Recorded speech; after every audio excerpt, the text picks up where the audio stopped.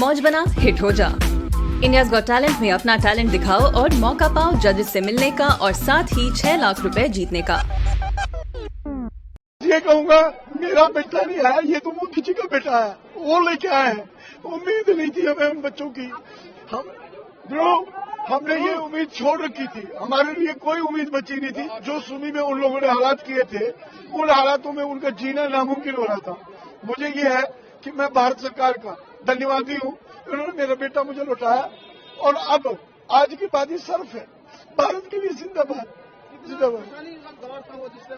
Sir इसलिए अभी भाई ने पूछा इनसे, बेटे तुम्हारे लिए क्या रखूं, क्या खाओगे? बोला कुछ नहीं, सिर्फ पानी पिला देना। जो इन्होंने बेचारे बर्फ पिघला के पिया, उस पानी के लिए तड़प रहा था। पानी की बोतल लेके आया पानी पिलाने के लिए, क्योंकि तड़पे पानी के लिए थे वहाँ। ये मैं कश्मीर से हूँ, ये बच्चा जो है सुमी से आया सर, कश्मीर श्रीनगर से सर, संजय पंडिता।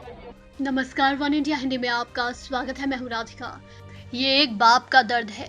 पिता के गिरते आंसू बता रहे हैं कि बेटे को खो देने का डर उन्हें किस कदर तोड़ रहा था, लेकिन अब बेटे को आंखों के सामने देख वो अपने इन आंसुओं को रोक नहीं पाए और इस तरह से उन्होंने अपने दर्द को बयां किया। ये कहूँगा मेरा बेटा नहीं है, ये तो वो किसी का बेटा है, वो लेके आए हैं। उम्मीद नहीं थी हमें उन बच्चों की। यूक्रेन पर रूसी हमले का आज 16वां दिन है। इतना लंबा समय हो जाने के बाद भी दोनों देशों के बीच जंग खत्म होने का नाम नहीं ले रही है। इस युद्ध में कई भारतीय नागरिक युद्धग्रस्त इलाकों में फंसे हुए हैं, जहां से निकलना बहुत मुश्किल साबित हो रहा है। ऐसे में भारत सरकार लगातार ऑपरेशन गंगा के तहत हर हालात में अपने नागरिकों को सुरक्षित वापसी लाने के लिए हर संभव प्रयास कर रही है। इसी बीच सुमी स्टेट यूनिवर्सिटी के जिन छात्रों को एयरलिफ्ट किया गया था, उन्हें पोलैंड के रेज़ो से दिल्ली लाया गया। इन छात्रों को युद्धग्रस्त सुमी क्षेत्र से निकाला गया है। डर और दहशत के माहौल से बाहर निकलकर इन छात्रों ने राहत की सांस ली है।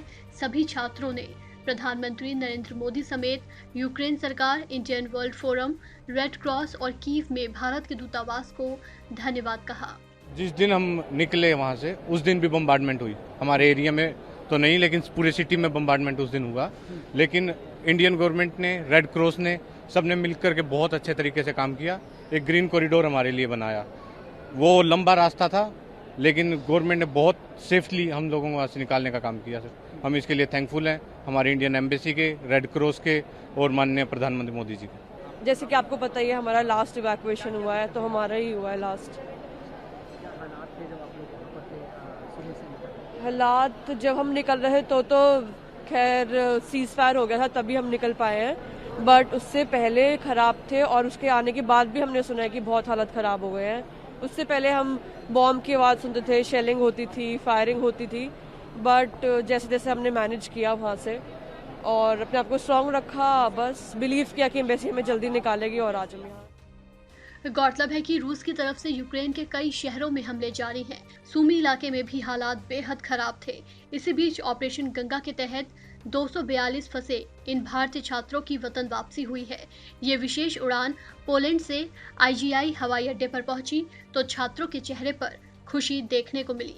बता दें कि यूक्रेन के सुमी से निकाले गए 600 भारतीय छात्रों को वापस लाने के लिए भारत ने अपनी 3 फ्लाइट्स को पोलैंड भेजा है।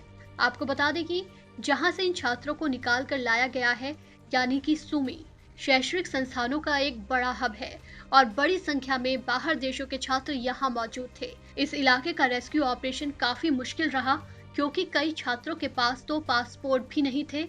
सरकार की तरफ से कीव में अपनी एक टीम भेजने पर जोर दिया गया था और 50 ऑफिसरों की टीम वहां भेजी गई है, जिसमें ज्यादातर वो लोग हैं जिन्हें रूसी भाषा आती हो। अब क्योंकि लोकल प्रशासन का पूरा सहयोग मिला, ऐसे में सुमी से कई भारतीयों को इस रणनीति के जरिए बाहर निकाला गया है।